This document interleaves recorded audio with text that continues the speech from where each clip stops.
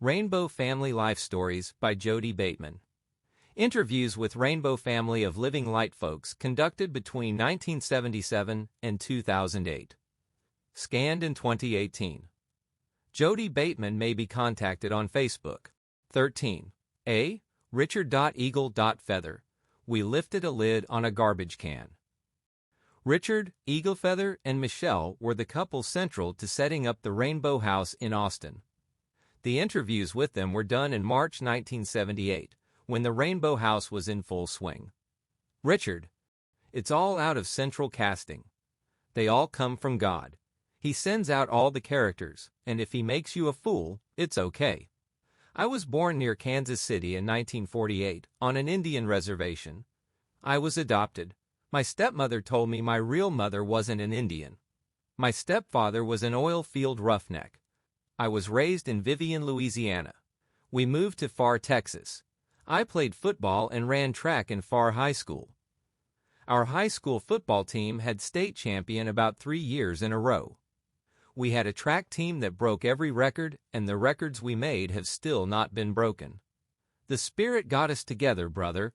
I had a football scholarship to Texas A&M in 1966. In the summers, I worked in the oil fields to stay in shape. People on the A&M football team wanted to go to NAM. They thought the Marines might be easier than the football team. They were on H just because they got scholarships. They didn't know about NAM. I broke my neck playing football and busted 3 discs in my lower back.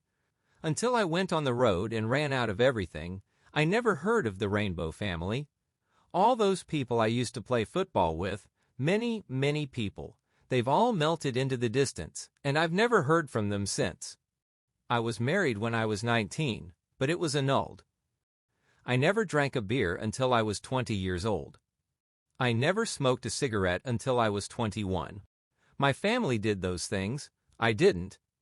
I worked in the oil fields after I quit college. Then I hitched up to Chicago to work in a factory. We went on a lunch break to a lady's house, and she brought out some hash. It was the first time I ever got high. When I first smelled the hash, I knew there was something fetching me. I didn't know I was fucked up until I got back in the car and somebody turned on the tape deck. I never heard anything like it before. Never felt anything like it. Then I worked for the Job Corps in San Marcos, Texas, as a counselor for about a year and a half. It was pretty rough. Most of the Job Corps camps in the USA were destroyed by their own corpsmen. It was like jail, no women. They had their choice of going to jail, NAM or the Job Corps. I even remember the percent of how it all worked. 27% of the Job Corps had IQs under 60, meaning they weren't supposed to be there. What do you suppose the reason for all their problems was? They didn't know what was happening. They couldn't even fucking sign a check. Hell yes, they were illiterate. The OA put whoever they wanted to run the Job Corps camp people that were inadequate. The Job Corps honchos got $25 a head for getting somebody in the Job Corps, and they didn't care if that was the space for him or not. I was asked to resign because I wouldn't dress to conform. Like I'd put on gym shorts and work out with my weights in my room. I was supposed to have a suit and tie on as an example. In 1972, I went to Estes Park, Colorado, and worked in a ski lodge, about 100 rooms, built in 1884. I ran 2 dormitories. I really got off on the kids there 15 or 16 years old. They'd smoke a joint with me, play Jimi Hendrix on their guitars, and talk about Shakespeare or the white light. They turned me on to Hindu philosophy. I hadn't heard about it too much before. I was a football player in college, and I moved in a whole other world.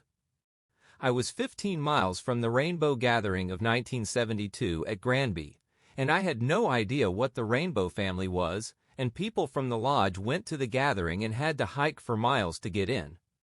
The roads were blocked by the National Guard, and people walked for miles back in the mountains. 15,000 people to Strawberry Lake. I didn't go. The people from the lodge came back with the most incredible tales. Then I substitute taught English and coached PE. In 4 little towns until I found out what it was really about. You have to teach what the principal says and show just the films he wants you to see, and it's a fucking bore and the kids know it. Finally, the principal said for the good of the school, I couldn't stay around because of my long hair. In 1973, I was passing back through Vivian, Louisiana, the little town I grew up in.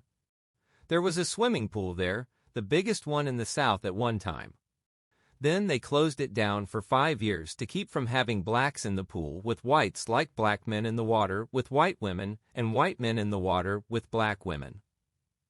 I was a lifeguard, and this lady from the women's club got me to go to the city council and ask them to reopen the pool. Now they had cops around the school all the time after it integrated. And I told the city council, the problem you all have with the pool is the same one you have with the whole town. You don't trust the young people and they're just waiting around. They ain't got nothing to do. This little town, they were really afraid the blacks in the swamps were going to come wipe them out. So when we opened the swimming pool, they started letting blacks come one day and whites the next, and then they started letting blacks and whites come together, but they had boys come one day and girls the next. But after a while they were all swimming together, blacks, whites, boys, girls.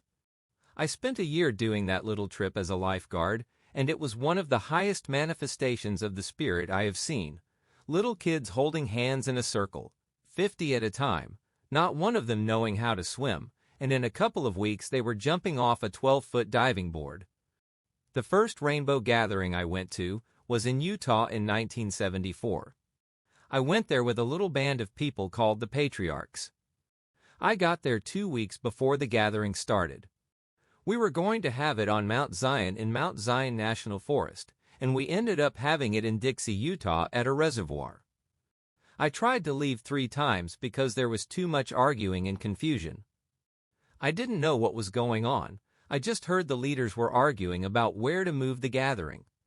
Finally, I left and I was picked up by people going back into the gathering, the Essene family. They wanted me to work in their healing tent at the gathering. I was always massaging people there, and I love it. The thing that flipped me out at the gathering was the first council I went to. Somebody gave me and a girl hits of LSD because I said I liked the way he played his flute. Medicine Story was in the middle of the circle, naked as a jaybird with his staff and with feathers in his hair. He made a prayer to the Great Spirit and asked for love in everybody's heart. Everybody started oming, and I felt like the universe was singing. I felt a band of energy run through my chest. I felt like everybody was one great soul. I left the gathering with this lady I'd met there. She wanted to check out some communes in California and Oregon. She had dropped out of working for her master's. So we checked them out. She really thought she was going to find something because she had been writing them. We found out all these people have their separate lives, and you just can't go up to their communes and say, well, here I am. We came back to Austin and managed an apartment complex. It filled up with ex-mental patients and people who came from other towns looking for therapy at the Austin Mental Hospital. I was doing the same thing there that I am here at the Rainbow Co-op. I counseled with a man in Austin named Roderick Thompson. He helped write a book called Nutrition Against Disease. He doesn't eat anything. He counsels with God. He taught me many things. I had a son during that time. We didn't get married. She had a natural childbirth. It was the most incredible experience I've ever had. I went to the Arkansas gathering in 1975. I had met people at the Utah gathering and I thought they were really far out and I wanted to meet them again. I wanted to find out what it was all about, get down with everybody. Well, I did it. I was there 3 weeks before the gathering and found the band of people trying to get the thing started. About 20 of us were eating peyote way up in the mountains. Barry came up with his plunker, a 2-stringed instrument, and an elk horn he used to blow to call for councils, and with feathers on his hat and his patched leather pants. He looked like they just flew him in and he said, "Is this the Rainbow family?" I hung out with Chuck Winsong and Barry and Jay's son after that. I remember that in Arkansas we were camped at Buffalo River, 15 miles from the nearest town. Some local people wanted to come out and stop us. They had cattle trucks to round up the people without any clothes on, and they fired several blasts of a shotgun. And we formed a circle to protect the people without their clothes on and gave the OM once. It blew them away. The people that came against us lost their jobs. The power in that OM is not to be fooled with. After Arkansas, I went to Mount Shasta, to the gathering of the Divine Light. It was pretty heavy. They stayed all summer. It was like the Rainbow Gathering, people coming from all over the world. My girl left just before the Arkansas gathering. She decided it would be too much for her. She went to Cleveland, and I hitched there after I had left Mount Shasta and picked her up, and we went to Lander, Wyoming. We camped out there for 3 months and worked for the Bureau of Land Management. Then I went to the Rio Grande Valley and got 12 pounds of pot and took it to Cleveland and sold it in December. In Cleveland we separated. I left her there with the car and the kid. I went to Mexico after I left my old lady in Cleveland. I gave massages there professionally at the residences of people by appointment. I massaged the wife of the governor of Guanajuato. I turned a whole lot of people on. I had an old man who would chant an ancient Japanese chant while I massaged him. He was an agent of the white light, and it would flow while I massaged. I went to the Habitat Conference in Vancouver, Canada, in June 1976. The representatives of each country got together at the UN building there to discuss the problems of food and shelter of the world family. And outside Vancouver, the Third World had their Habitat Conference, the Indians and the various social groups. The only constructive thing that I know that came out of it, they sent a petition to the UN for every nation in the world to set aside 1% of their budget for an adequate water supply. Then I went to the Montana gathering. Me and the Carp family, Rose, David Beckwith, Buckwheat, Catfish and Margot, set up the first kitchen where you could get food 24 hours a day. They ain't never had that before at a rainbow gathering. Rose paid $1,000 for that food. I met Michelle at the gathering. We camped with the Carp family at Lake Austin for a while after the gathering. Then we went down to Mexico. It was better in Mexico this time. The people were ready for us. We averaged 3 massages a day. We asked for $10 a massage, but if they didn't have it, we would give it. Michelle is a licensed masseuse. We massaged polio victims. We used to turn people on that had multiple sclerosis. Some of them had been dead, in much of their bodies for 15 years. We would zap them on acupressure points, and they would really get off on it. Some of them would pay $25 for 30 minutes. Dominic from the Hobo Kitchen at the Montana gathering told me he wanted me to find food for the gathering in New Mexico. So I hopped on my bike and I went over western Mexico looking for food. It was a drag. I didn't vibe into anything. I went to the gathering site in New Mexico May 10th. Then I went to Eden Hot Springs at Safford, Arizona. Eden Fruit Company there started the food co-op in Arizona. They would go down to Mexico to get fruit to sell and then have enough left over to feed the gathering. Everybody worked their asses off. They bought fruit at the border in the big marketplaces. Michelle and I started the Sprout Kitchen and the bakery at the New Mexico gathering. We lived in the cave in back of it. We went on the caravan with Jay, Son, and Barry after the gathering. They were going to set up camp on Bureau of Land Management land at Velarde, New Mexico. It was dry land. There wasn't any water. There were very few trees. They were going to make something out of it, make the best of a very bad place, so they could get some respect out of the BLM. They stayed there for several weeks and had a camp for people passing through. A lot of people came in. They eventually moved out. Barry went somewhere to work on the next gathering. I worked in Green Life Restaurant for a while after that. I let my spirit take charge of my thinking. My unconscious takes care of everything. It's all in service. The whole co-op house was started by lifting off the top of a garbage can looking for vegetables and saying, "Okay, that's how it's done. Now how about feeding us all?" Rose gave us $1,000 the first night we were here in the house to spend on food in bulk, things like tamari soy sauce and honey and oats. We get bulk food donated from a co-op. All we got to do is go pick it up. I hit 5 stores a day for contributions. This communications co-op house is known throughout Mexico and Canada. I've had over 300 people stay in the house. We're doing it, ain't nobody else in Austin doing it, or it would have been done. They're down on us because we lifted a lid on a garbage can.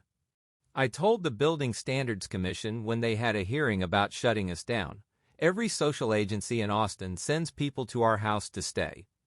They're not dealing with the drunks, the homeless, and the helpless. We are. Our address is on the police bulletin board and they tell people about this place. Then they won't come when we phone them for help with trouble. People hear about this place at the 7-Elevens and bars and come.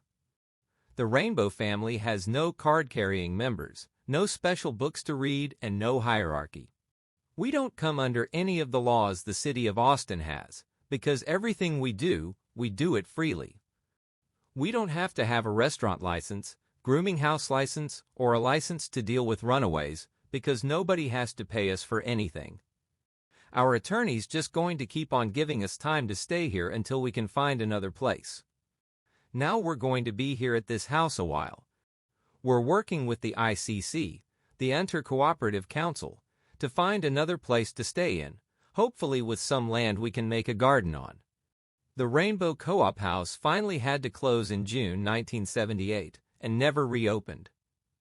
The building was torn down. In December 1978, Richard told me some afterthoughts.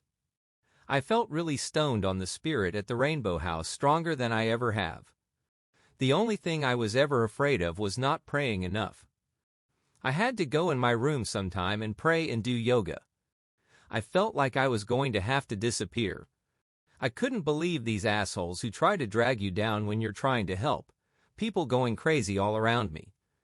I jumped out of the frying pan into the fire. One guy tried to dissolve our charter. He went to the Secretary of State's office. You should have seen the stuff this guy had written. He said I was claiming to be Christ. They told him, you can't do nothing about it. Here's a good quote. The way that does not provide for the wayfarer is no way to fare upon.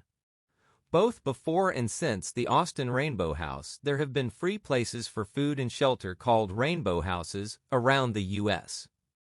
The first I know of was the Rainbow House in Eugene, Oregon, set up by Barry and others. In Austin, in 1988-89, there was a large house to shelter transients kept by Mother Nature, a woman in her 50s, who has been to the Rainbow gatherings. However, she insisted her place was not to be considered a Rainbow House. Among others who helped out at Mother Nature's place was Springflower, who also put on rainbow picnics in the Austin parks.